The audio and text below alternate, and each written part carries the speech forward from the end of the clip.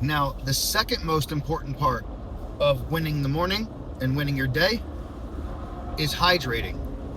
That's the second thing I do. First thing I do, I wake up. As soon as my alarm clock goes off, I immediately hop up and I get my day started. That's number one win. Waking up when my alarm goes off. Number two, going downstairs and hydrating immediately. I drink at least 2 cups of water first thing in the morning. Then I take my vitamins. Then I take my testosterone. Then I eat my breakfast. Then I go move my body. I go to the gym. I work out. And then immediately after the gym, I fuel my body with proper nutrition. That's how I win my day. Every morning I start my day like that. Except for Sunday. Sunday I do take a rest. But I still wake up and do exactly the same thing every single day. There's just a couple days where I do not go to the gym. But I still move my body. I still either walk on the treadmill in my garage or I just walk around the house a lot. But I'm constantly moving. The more you walk around, the better that your body is able to process carbohydrates and fats and just be able to use the food that you eat as proper fuel. So the more you move your body, the more that your body is able to just digest the food properly and use the food for what it's supposed to be used for, instead of just using it as collecting as body fat. If you're just sedentary, you're just sitting around all the time and you're not moving around, you are just going to gain weight. It's inevitable.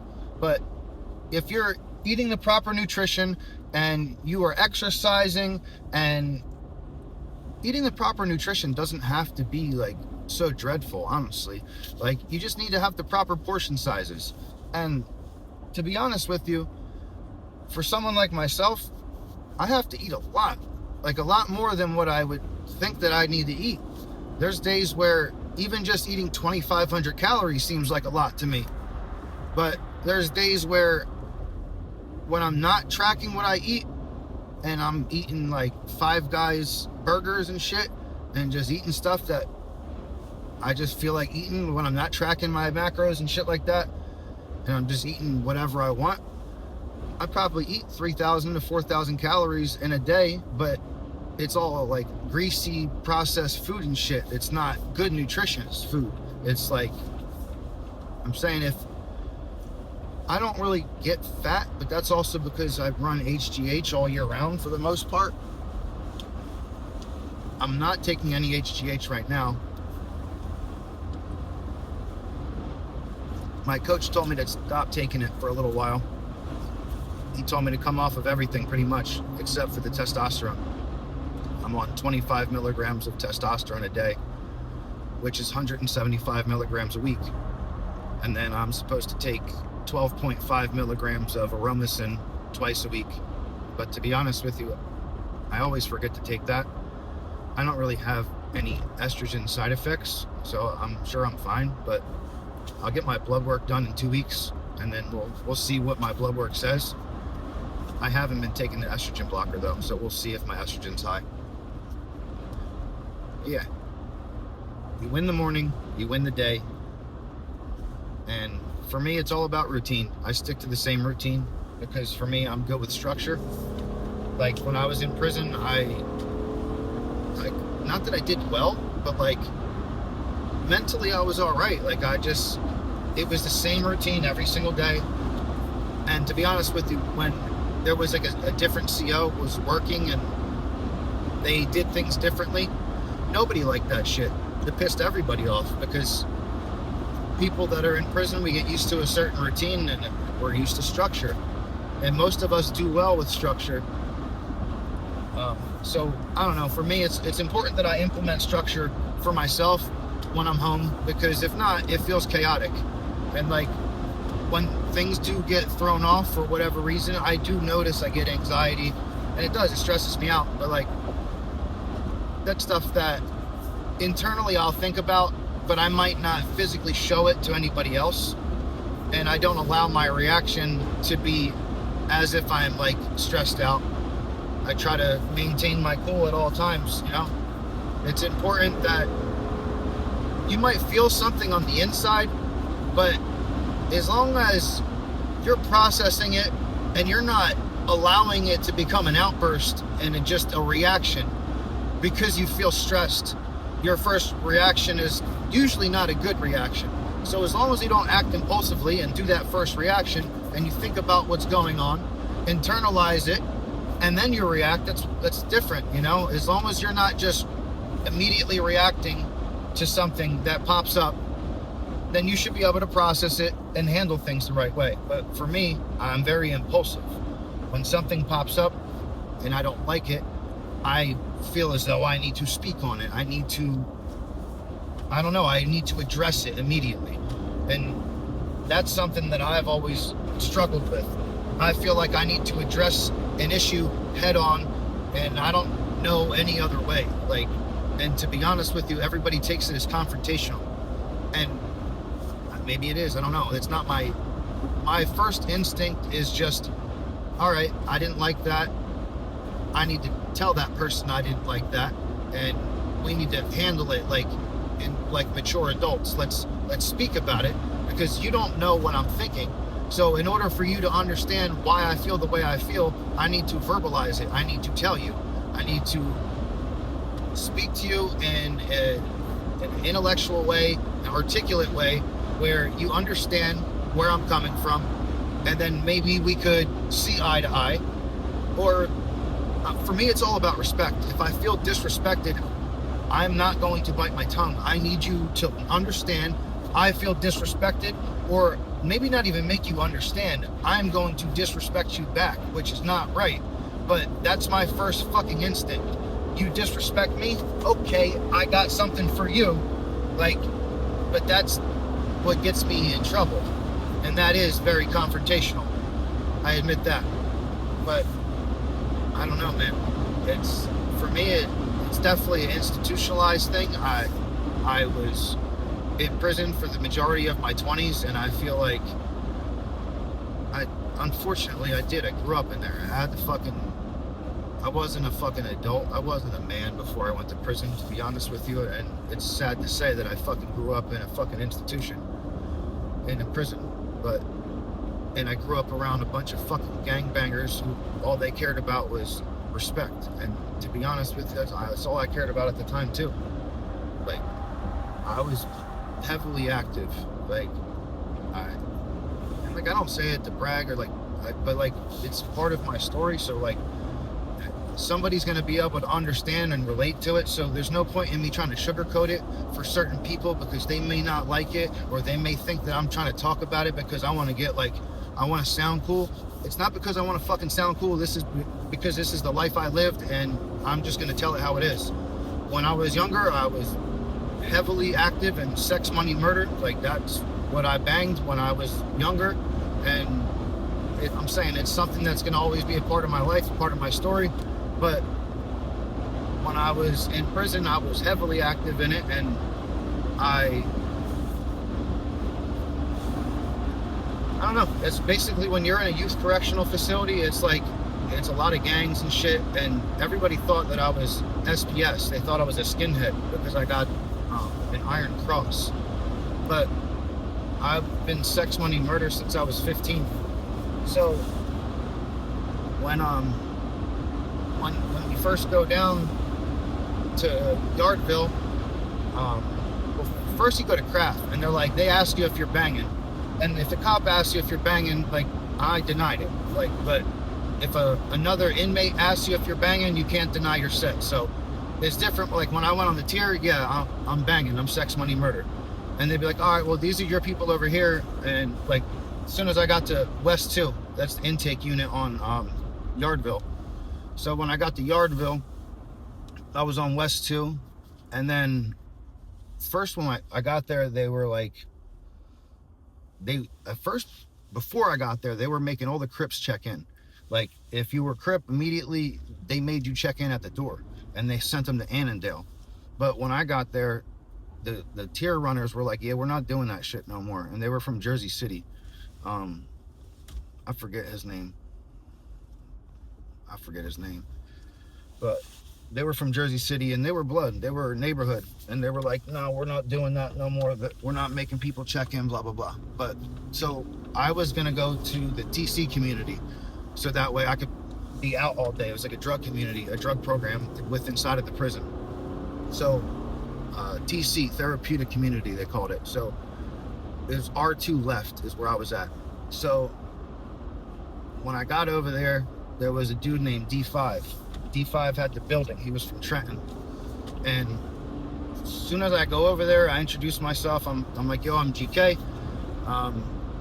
He's like, what line are you? I said, I'm under T Money. We're Omega Red, Ozone. I said, all right, yeah, bet.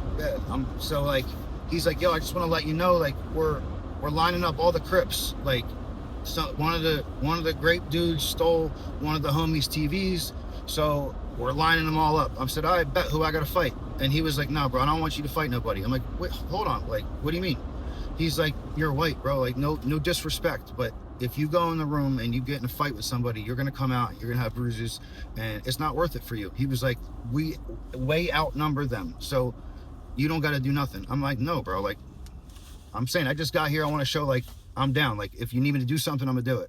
Like, if everybody else is doing it and that's a part of what we got to do, I got to ride. He's like, bro, just the fact that you're willing to do what you got to do, I respect you. But immediately him and I hit it off. D5 was the fucking man. I don't know what he's been doing now, but that was my fucking dog. But D5 had the building. He was from Trenton. And then, so we did the TC community. I was there for a while, and there was always some gang shit all the time. Like, I don't know why, but it's just young kids were always about that shit. Like, nowadays, like, I don't really talk to too many people about the gang shit no more, but I still have, like, my homies that are affiliated that I'll say hi, like, I'll say, like, what's Rolacking and shit, and just, like, on some regular shit, but never, I don't know, it's never any heavy politics like it used to be. Like, when I was in prison, my job was to hold the kitty. So basically I had the store. I had my own store where I would do like 1 for 2s, 2 for 3s, 3 for 5s, 5 for 7s, whatever, you know. I always had cigarettes. I had the buglers on deck, and I would do 1 for 2s, 2 for 3s, 3 for 5s with the cigarettes and shit. Or I would sell like rollies for like 4 for $1 or some shit, I forget. But we were allowed to have cigarettes when I first went to prison. This was 2010 to 2014. Valentine's Day of 2014, they became contraband. But from 2010 to 2014, I had cigarettes on deck all the time. And once they became contraband, I believe I still had a couple packs, and we made some money off of those. But like, once they became contraband, then it was the same thing. Like, if you got caught with cigarettes, it's the same thing as if you got caught with weed. You can go to lockup.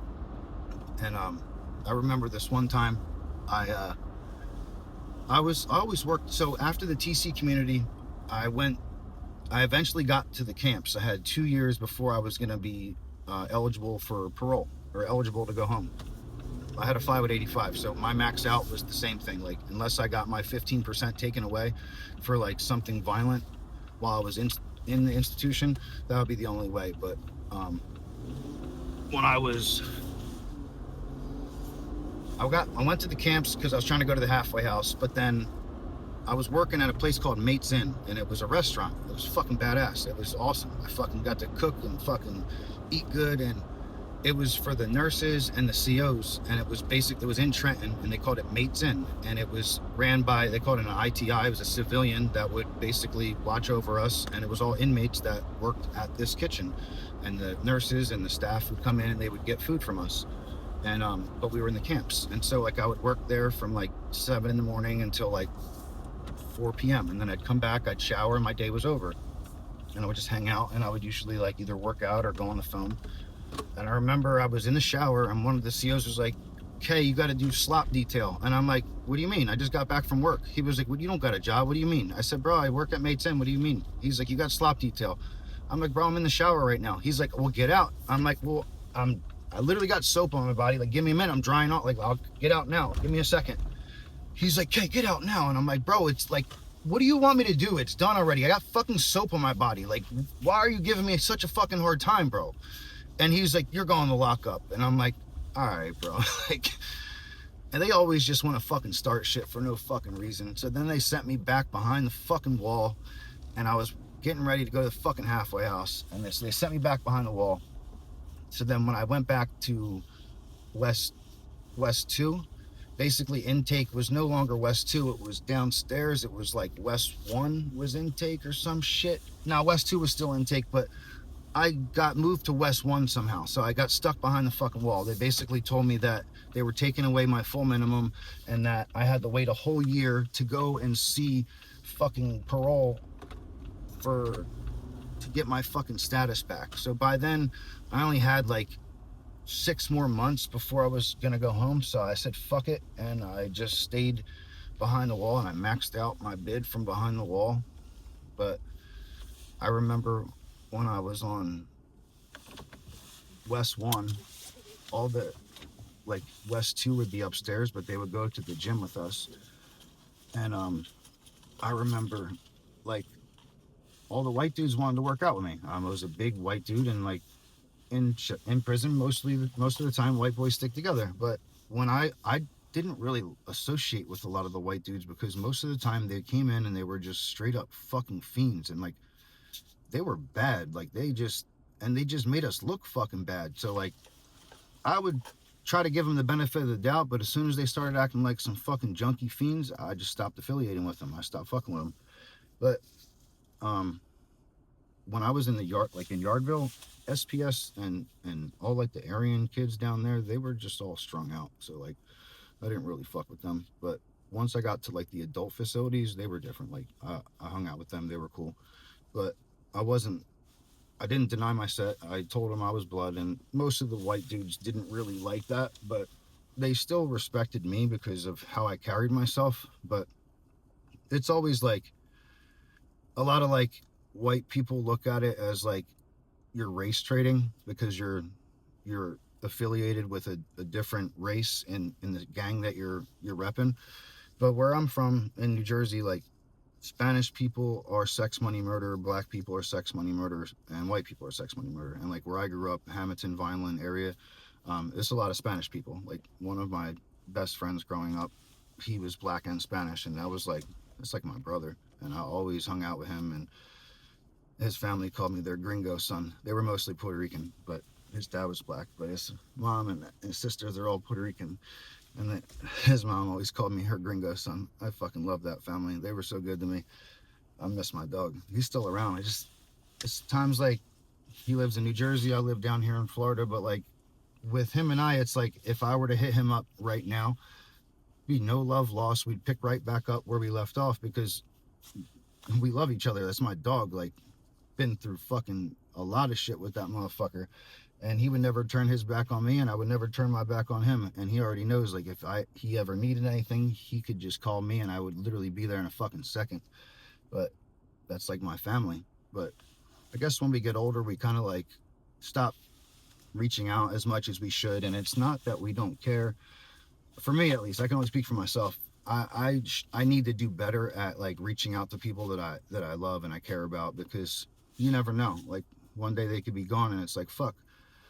Speaking on that, like one of my good friends, Nelson, just passed away not that long ago, and him and I and Josh, we grew up together, and so like he just passed away like randomly, fucking out of the blue, and it's sad because I was literally just similar that I'm talking about this right now. Like I didn't reach out to him as often as I should, and it wasn't like that I was mad at him for any reason, but it's been years since we spoke, and it's like damn, like I need to do better at not allowing my friendships to go that long without having, me to reach out or vice versa. But I can't expect other people to always be the one to reach out to me. I need to start being the one to reach out to them. But that's something that I need to work on this year for sure. I'm going to try to implement that as something that I need to start doing more often. And that's reaching out to people that I care about and just checking in on people, because a lot of people do check in on me, and I love that and I respect that and I appreciate that more than people have any clue. But I'm going to start reciprocating it.